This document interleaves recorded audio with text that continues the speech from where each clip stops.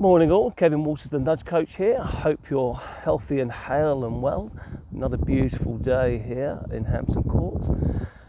I wanted to just briefly touch on a meeting, an accidental meeting I had the other day with one of my ex-team members, and he's gone on to do remarkable things in his career, and I'm very proud to have been a small part in his progress. He's done remarkable things since he left my company and my team. And he was briefly explaining that he'd started up a new company, and actually I did have a quick sneak view, and he's actually started up 2 companies. I just think that's a remarkable thing to do.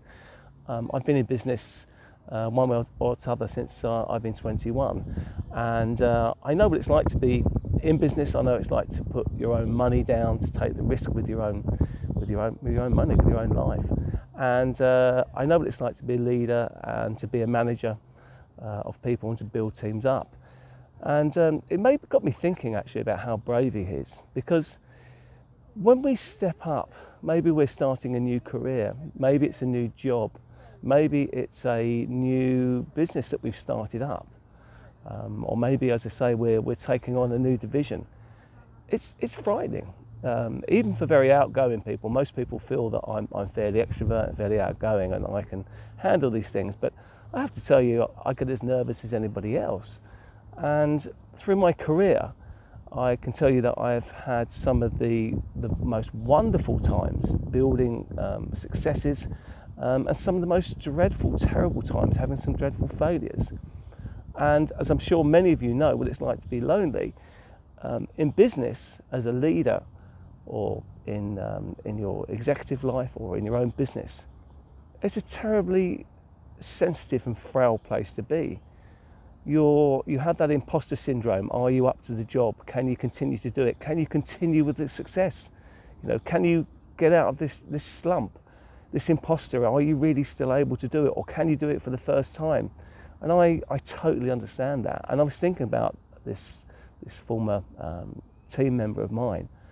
And I thought, I know that he's been through some many, many trials in his life, and he's got some more coming up. And my parting shot was, I really wish you the best of luck with it, but unfortunately, it doesn't get any easier. There are some fantastic reliefs, and if you get successful, and to get the accolades and to be acknowledged by your friends and peers occasionally, but it's a very lonely place. So what can you do? What can you do about it? I was dreadful. I wouldn't accept any advice from anybody else. I was very stubborn, and that was part of my failing, really. It was a big failing in me. So what I would suggest to you, if you're going out onto a new venture or you're going onto new pastures yourself, is to make sure that you get involved with a good network. Now, you can look up networks online. There's so many networks for specialist groups. There's women's groups, men's groups, this group, that group, and it's great to get amongst a group that you feel accepted in or part of or want to be part of. So an entrepreneurs group, a new business group, a networking group, and there you can talk with people about your experiences. And for me, it took me many, many years as I got older to be able to be very open with people, and I'm as open as I possibly can be with people now about my life, about my fears, concerns, about my successes and about my failures. And I would suggest to you, the sooner you can start to do that, if you can be brave enough and not worried about what people say, you'll find some wonderful, wonderful people. And I found the more sensitive and the more open I was with people, the more giving they were. So let me suggest a networking group. I think they can be really, really helpful. Of course, as a coach and a mentor and a trainer and a business consultant, I would say to you, reach out if you're able to. If you have a friend or a colleague who can help you, that's wonderful. Maybe you have somebody within your company you can speak to. Otherwise, of course, you have to go down the paid routes. But it can be very satisfying. And looking back, it's one of my failures. I should have actually paid for professional help, not mental health, professional help, hopefully, but maybe business advice and somebody to help me through those downs and to help me through the ups.